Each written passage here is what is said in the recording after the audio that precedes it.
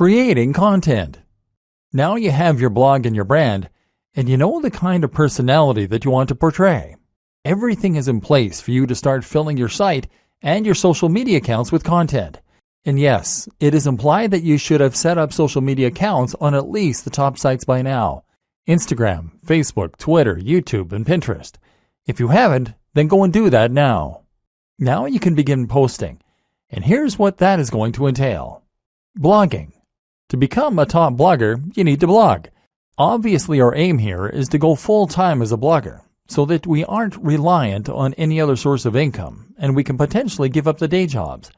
One of the first things you need to know in order to do this, then, is that your blogging is going to need to be highly regular. You need to post at least once a week, but where possible, I recommend that you post much more frequently. This is another thing that should be fairly obvious, but that seems to elude a lot of new bloggers. If you want to blog full-time, then you need to treat it like a full-time job to begin with. You can't blog for 2 hours a week and expect to become top dog.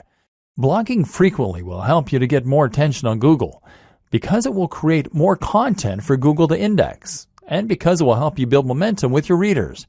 You'll be giving them a good reason to come back regularly, apart from anything else. At the same time, even if you only have long-tail keywords, meaning that you only occasionally get a visitor from Google on each post, the more you have, the more you will scale up your profits. Look at it this way. If each blog post you have gets 20 cents a month from Google and you write 40 blog posts per month, then you'll still be making $96 within the first year. Fortunately, the nature of Google and blogging in general is such that things like this tend to snowball. The more people read your site, the more you'll get shared, and the more additional people will come to your site. So the more content you write, the better. Only problem is that it takes a lot of time to write content, and when you start out, you'll probably be trying to fit this in around your other daily activities. That's why I highly recommend that you consider using somewhat smaller articles for the most part. Make these around 700 to 800 words, and that way you can more realistically manage to write several a week. You can even write these at the start of the week in order to make sure you have a batch ready to go. That said, there are a lot of positives for writing long-form content, which Google is a big fan of. Long-form content is anything 1,500 words or longer, with lots of links and with lots of images, etc. These types of posts can become resources, meaning that Google will feature them more prominently, and meaning that your readers might share them as useful tools to illustrate a point, or bring someone up to speed on a subject as part of a discussion. Ideally, then, you will intersperse your lighter posts with a couple of mega posts to keep your site more varied, and to give yourself the best of both worlds. Ideally, posting 3 shorter posts a week and 1 longer post would be an excellent place to start.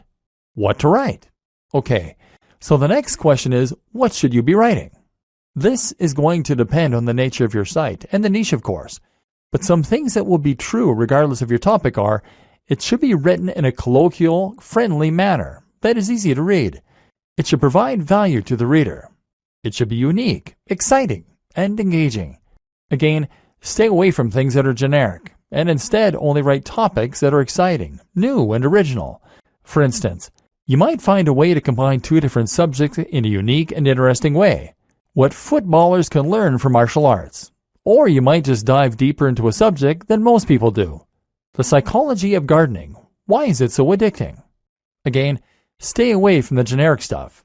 You want your content to be so unique and exciting that when someone sees the title, they feel compelled to read it.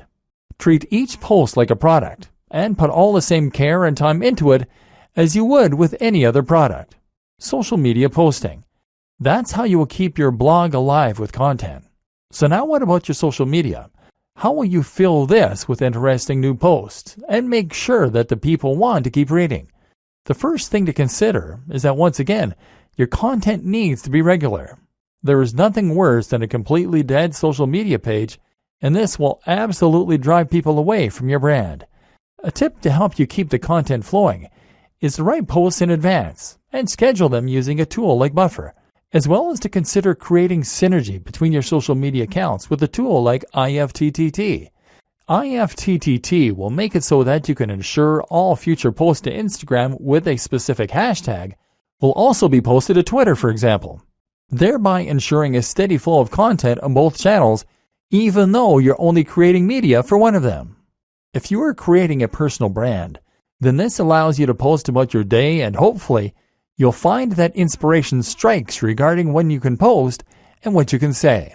Using your mobile phone will help a lot here, as you always have them on us, and so it should be easy to pull them out to snap a photo of your workout, of what we're eating, or of where we're traveling. This way we are bringing our audience along with us throughout our travels and our routine, and thereby promoting the brand and our lifestyles. Of course, you also want to share the content you create, and you can do this directly through WordPress. Another tip: don't be afraid to post old content that you made a while ago. This is a great way to get people to see posts they might have missed, and to make more use from your evergreen posts. This is also something to keep in mind when you're posting seemingly into the void and no one is reading your work. While you might not be getting any feedback now, it doesn't mean those same posts won't get read in the future. Again, the most important thing to do is to provide value of some sort. The way you do this will vary from social media platform to social media platform. On Twitter, the most common way to provide value is with entertainment, humorous or interesting snippets relevant to your niche. On Facebook, it's a good idea to share content that you find interesting and that your audience might as well. Look at Facebook pages like LAD Bible or IFL Science for a good model of how this works. If you post a lot of interesting things and your branding is clear, people will follow you just to stay updated. And finally, on Instagram, the best way to provide value is by offering inspiration by letting people live vicariously. This is why people like to see pictures of people doing yoga against sunrises on the beach, or working in cafes in suits. Is it narcissistic? Maybe, but it's what people want to see, and it can work wonders for your brand.